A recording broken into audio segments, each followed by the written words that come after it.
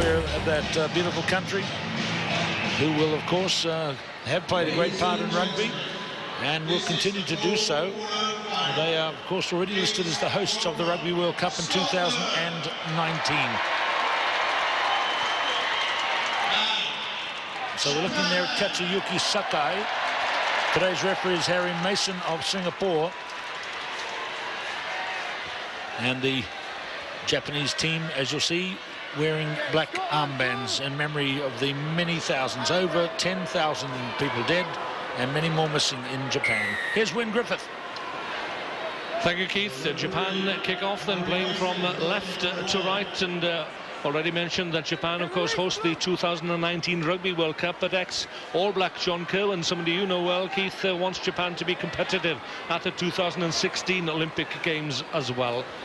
Yes, Kirwan is here and was actually in the commentary box next to us here yesterday, leaning out through the open window, getting us an aerial view of these young talents. He wants to build the sevens, much in the way that Robbie Deans has done in Australia, and use the sevens to find his new explosive players who can run into the gaps for perhaps inclusion in his future test teams. No gaps opening up so far for Japanese players. They've got 2 or 3 big players from Tongan descent here. Neat little footwork there from the Japanese player. 5-10 meters out from the Scottish try line. That's the captain with the bald head there. That's Fraser Harkness. It's all Japan at the moment, though. But a penalty given away, and Scotland will clear their lines.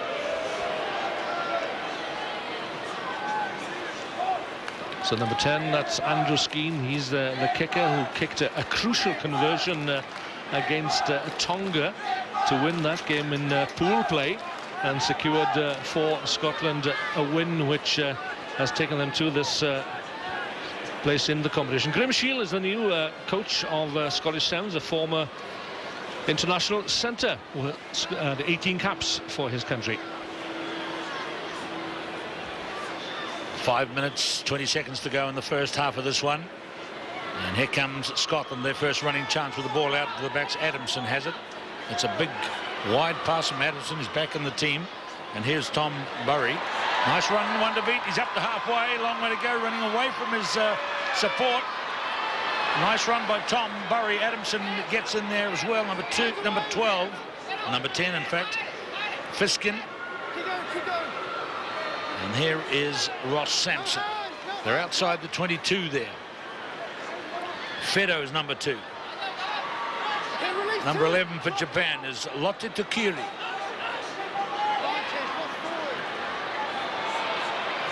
Good passing. Oh, it's not such good passing. The last one didn't work. Harkness, very close now.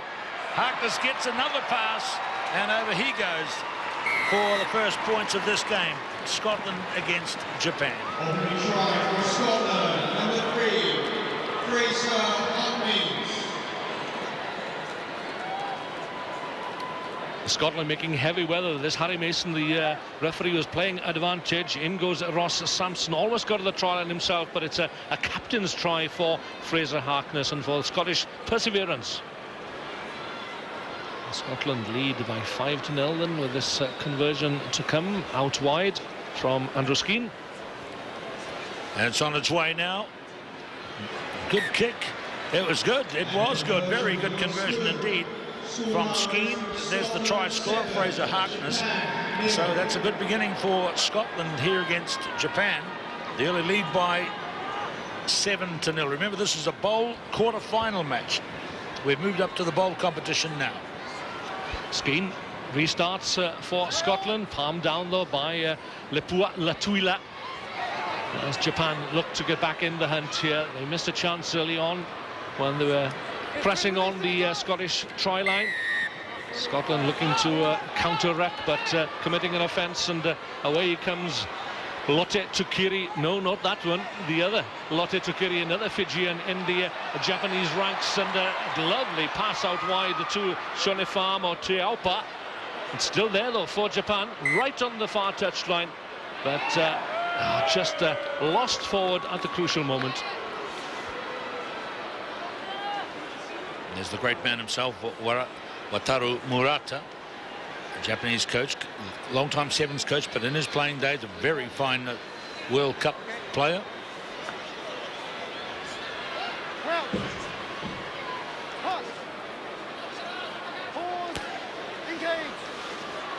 It's a defensive scrum for Scotland, 5 metres out from their own try line, playing high-risk rugby here. Mike Adamson rather finds Tom Burry, has to take it back into the in-goal area. Ross Sampson, he's caught, but it's made the ball available though, and here's a breakthrough. Downfield goes Michael Fido, chased down here by Shohei Toyoshima. The Japanese, they've certainly got pace. It's Skeen in close support. It's going to be a second try for Scotland from one end of the park to the other, or as Keith Quinn likes to call it, from coast to coast. And as I learned when I went to North America, the expression up there, wind is coast to coast to coast. That's how they say it up there, and however you say it. It's a very nicely taken try and a good breakout by Scotland. They didn't have such a happy time yesterday. They got to the Samoa game as we watch Fido take it all the way down the field. And bravely coming across was Toyoshima, and then the pass to Andrew Skeen. And he scored some good tries in the last few months of the circuit this year, and then he goes for another one. So the conversion is good, and Scotland lead Japan now by 14 points to 0.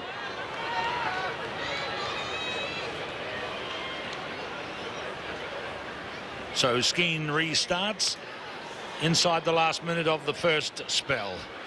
And there's the man when we saw his name first to come up, Lote Tuqiri, we blinked and thought, how did this happen? Has he come from rugby union to rugby league and now to Japanese rugby?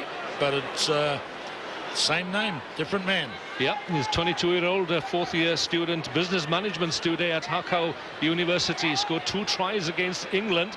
That's been the highlight of his weekend, certainly in the thick of it once again. Yamauchi out wide.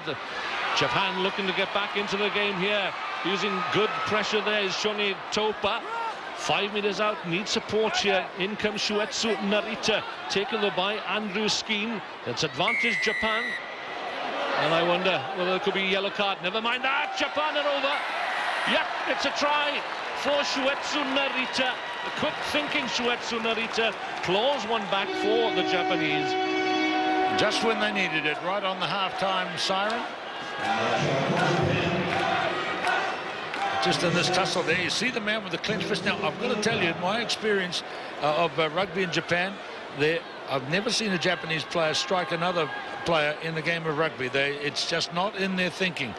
And I wonder if Narita actually changed his mind as he was swinging his arm down. I'm not suggesting he was going to hit the man. It didn't happen. It looked like it might have happened. What a lovely conversion. And we go to the half-time break. Scotland got the 2 tries, but Shuetsu Narita right on half-time has closed that gap. We could be in for a good second half here in this bowl quarter-final. Scotland 14, Japan 7.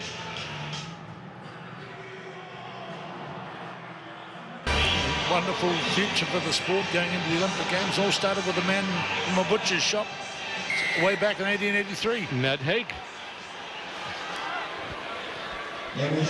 Wyn Griffiths may well have been there as the second half begins. But it is a great tribute to the Melrose Club that this game has come here, and they have their own international sevens event. In a couple of weeks' time, it's the 128th playing of the Melrose Sevens. And there's Graham Shield, who's from that club. I've been to the clubhouse. His photo is on the wall amongst the internationals from Melrose. And they're having an invitation tournament. It's a nice thing they've done. They've invited a team from Hong Kong to play this year. The London Scottish. So I'm sorry, the Hong Kong Scottish, which is offshoot of the London Scottish Club. Plus teams from South Africa.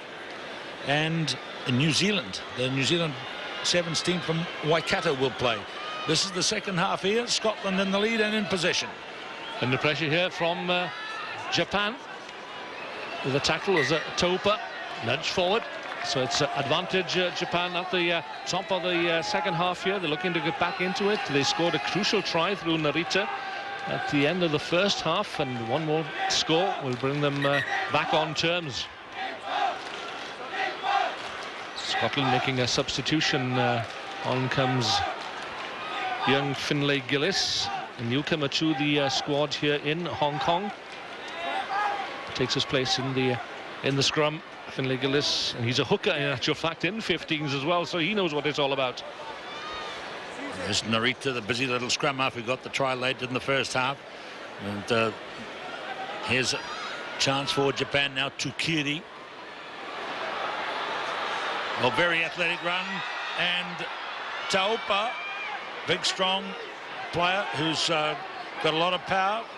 But here's a 50-50 ball which goes into the air, but the referee steps in towards a penalty for Japan.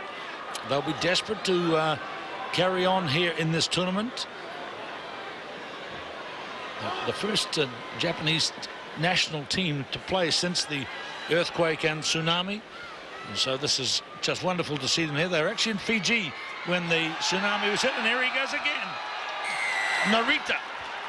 So with the conversion to come, the game could be all tied up here. So well played, Shuetsu Narita, his second try in this game. Wonderful vision there from the little number 6. Plays his rugby for the Suntory Sun Goliath club, an understudy actually to ex-Aussie George Gregan at that club, and he certainly learned something from the master himself. And George Gregan was in the city during the week playing in the tennis-side invitation tournament, which is played over at the Hong Kong Football Club. And so this two tied up, and the man with the responsibility is Katsuyuki Sakai. And so they'll have to score again to get the lead. Good work by Narita, though. He gets his second try. The gap is closed right up now, and if Japan can pull another one out, they'd get the lead and eliminate Scotland. Remember, the losing teams go out of the tournament on the third and final day. It's knockout all the way. Yeah, Shuetsu Narita, the only surviving member of the 2010 squad, which contested the Hong Kong Sevens. This is Lotte Tukiri, we've talked so much about during this match, and has caused great problems for the commentary team here. But he's on song, certainly, as is this man, Narita. Oh. The captain, Yamauchi, takes his eyes off the ball, and that is a chance gone begging for Japan. Well, yes, I think he had his eyes on the prize, which was the try line ahead, and not concentrating on the catch. I think it was a pretty fair delivery from Narita to him. So Adamson is down. Sore arm. Gemma Scott is on the field. And this is quite serious for Adamson. He's come back into the team for this tournament. The series goes on to Adelaide, so any kind of serious injuries can prove to be really problems for the team. And there's Adamson coming off. That looks like shoulder problems, doesn't it? Good little player, and been a good goal kicker over the years. He's originally from Dollar and Glasgow when his professional career was underway, but he's back with the Sevens now. Scotland feeding the scrum. Out it goes to Andrew Skeen. Scotland want to run it again from their own try line through Tom Burry. Quick ball, a change of direction. Well covered though by Japan and Shohei Toyoshima.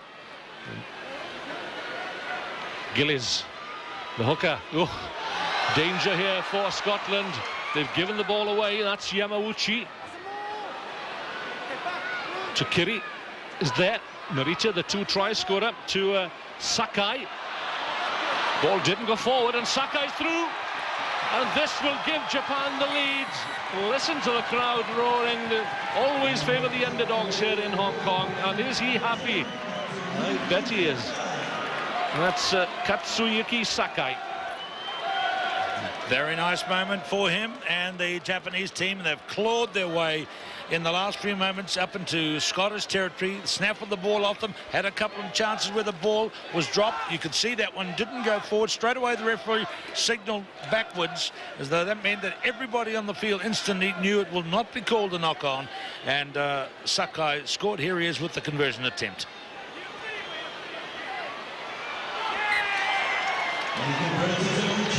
So it's Japan into the lead now, but you look at that score and you say, well, they're in the lead, but Scotland with a 7-pointer. You can do the math yourself. Can get the lead, a minute and a half to go. Anxious time for the two coaches, Murata and Shield.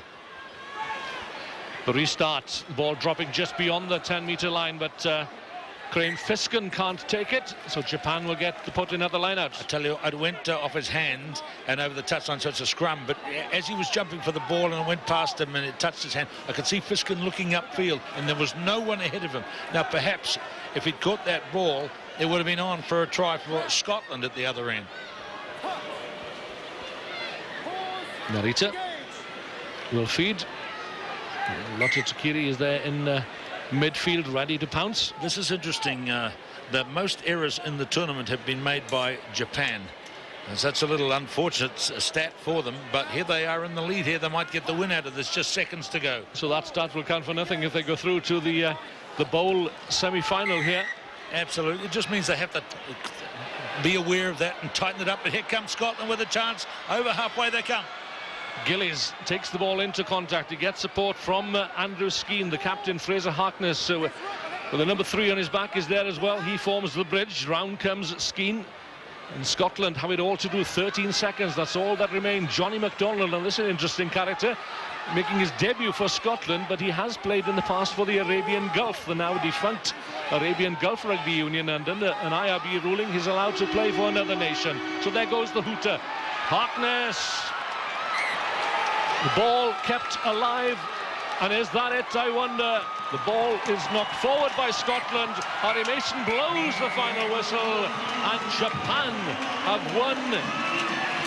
A fantastic match for them, and certainly, well, they came here to lift the spirits of the nation after the disasters at home, and they've certainly done that, and they've brought the crowd to its feet here. Japan, proud Japan. They will continue today in the tournament, and that's wonderful for them. The brave team that came here representing a country that's really battling at the